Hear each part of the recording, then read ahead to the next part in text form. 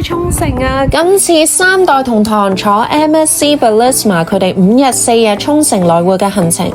咁我哋習慣咗點都會早1-2日去到埗，咁以免班機有咩 delay 追鋪係好麻煩。咁我哋就揀咗住 Hyatt Regency 間酒店，佢位處於機場同埋嘅港口中心，咁行5分鐘其實都去到國際通噶啦。呢間房係幾適合一家大細，因為特別係個廁所啊，好大個空間俾小朋友玩水同埋浸浴。早咗1-2日嚟，梗係要安排啲特別節目啦，有成日嘅時間揀咗啦，就係去打高爾夫球啦。揀嘅場呢，就係喺名護市金秀喜賴鄉村俱樂部。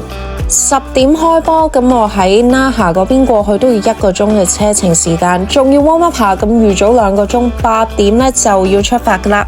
揀呢個場呢，就係我朋友介紹嘅，咁就係沖繩數一數二最靚嘅高爾夫球場啦。呢個高爾夫球場有2個狗洞去打，預返4個鐘到完成。想知點樣預訂日本高爾夫球場就記得睇到片尾啦。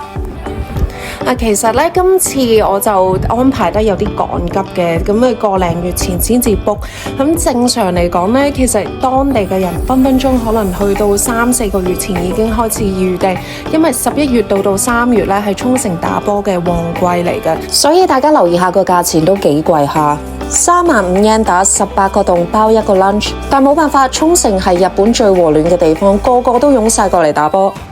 不過講返啦，喺度打波其實都幾輕鬆嘅，配套係非常之充足。咁我嚟打一場波啫，淨係帶咗一套 golf 衫同埋手套。你可以嚟到呢度先至做降75 yen，或者租埋對 golf 鞋都得。而佢俾你嘅 golf 棍呢都唔差㗎。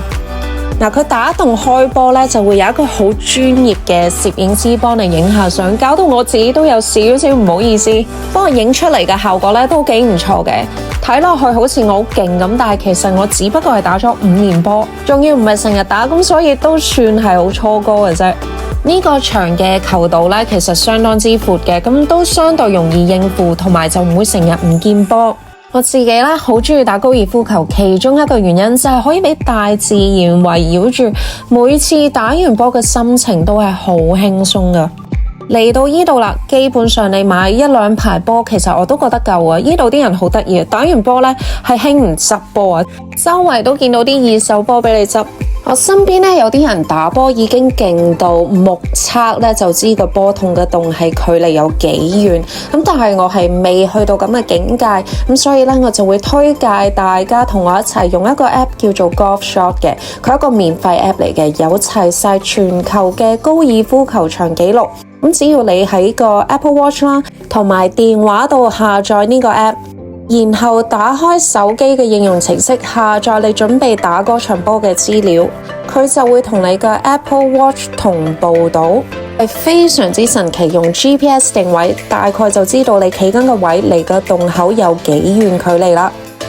咁如果你 Pro 啲啦，同啲朋友有比賽，梗係可以 preview 埋個場，準備定嗰場波要點打，仲可以 mark 埋分數。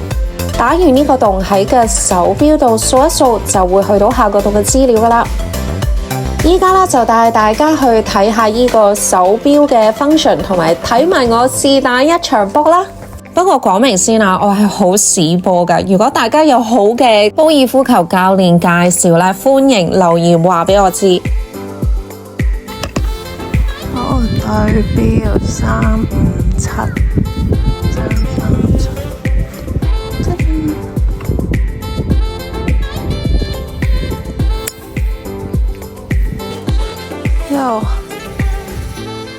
225，依家啦，156，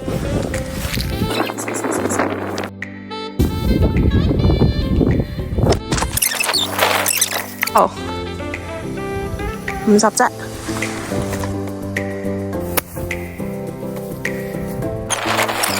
對，10零碼喺度匹埋啦。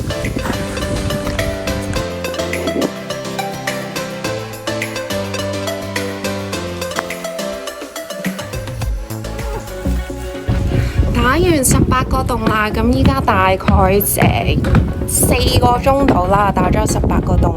咁呢個場呢，其實都幾易打，因為佢好闊嗰條 fairway。佢呢個呢，價錢係包咗你一個 lunch 嘅。咁依家呢，就去打咗4場波，有啲肚餓去食嘢啦。喺度打波呢，就包咗你嘅午餐啦，1500 yen 以下嘅都係免費噶啦。咁再貴啲你就直接補錢都 OK。你選擇都幾多下嘅，有麵條啊，或者係當地一啲特產。咁當然打完波我呢啲酒鬼呢，就一定要飲翻日本嘅 sake 嚟慶祝下啦。去到呢度啦，都想同大家介紹下點樣去 book 日本嘅高爾夫球場。咁 Rakuten 呢，就係一個日本好大嘅品牌嚟嘅，咁佢旗下都有一個高爾夫球預訂網站。首先呢，要登記咗一個賬號先嘅，咁至於 postal code 嗰度上網其實有好多 dummy 嘅號碼俾你去用。登記完之後，以後打高爾夫球嘅記錄呢，都可以喺一個平台嗰度做管理。去翻佢哋首頁啦，咁我係唔識日文嘅，咁所以首先呢，將個網頁翻譯翻做中文先。喺左上角揀選翻你想打嘅區域同埋日期時間，按搜尋之後呢，就會有一系列嘅高爾夫球場俾你去揀選同埋推介俾你。咁今次因為我已經有朋友推介呢個金秀喜瀨嘅鄉村俱樂部啦，所以呢，我非常之有目的性碌落底就見到評分都唔錯㗎，4.2粒星。撳入去產品頁，會有呢個場所入邊嘅設施資料啦，同埋揀選預訂粒掣呢，就可以睇到有啲乜嘢嘅時間可以俾你預訂，同埋個收費係點樣。較早前都有提到啦，其實11月去到3月都係沖繩打波嘅旺季，咁所以你會見到啦，可以揀選嘅時間唔係特別多。揀啱日子之後呢，就撳入去，可以睇翻自己想打邊個時間嘅場。咁呢個俱樂部呢，總共係有2個9洞嘅場，每邊揀選翻要打嘅人數落去。碌落底會再次提示翻你嘅收費啦，同埋費用入邊包咗啲咩項目。